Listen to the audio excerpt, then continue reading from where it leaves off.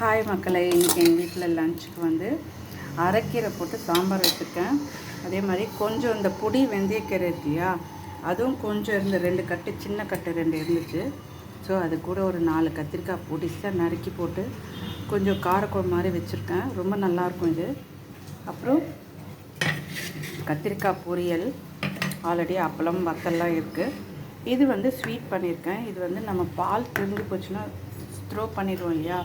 So இது பன்னீர் பண்ணலாமா sweet பண்ணலாமான்னு யோசிச்சு சரின்னு ஸ்வீட் பண்ணியிருக்கேன். இதில் வந்து வெள்ளைப்பாகு போட்டு கொஞ்சம் நெய் போட்டு முந்திரி ஏலக்காய்லாம் போட்டு சூப்பராக இருக்குது. நம்ம ஸ்லைசஸாக கட் பண்ணணும். ஆறில் சுட சுட இருக்குது.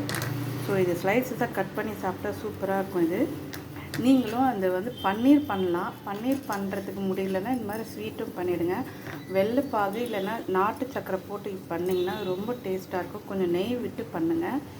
அண்ட் முந்திரி திராட்சை ஏலக்காய்லாம் போட்டு பண்ணிங்கன்னா சூப்பராக இருக்கும்.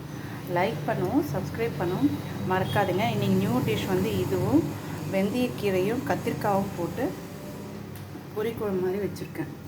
லைக் பண்ணுங்கள், சப்ஸ்கிரைப் பண்ணுங்கள். தேங்க்யூ, பாய்.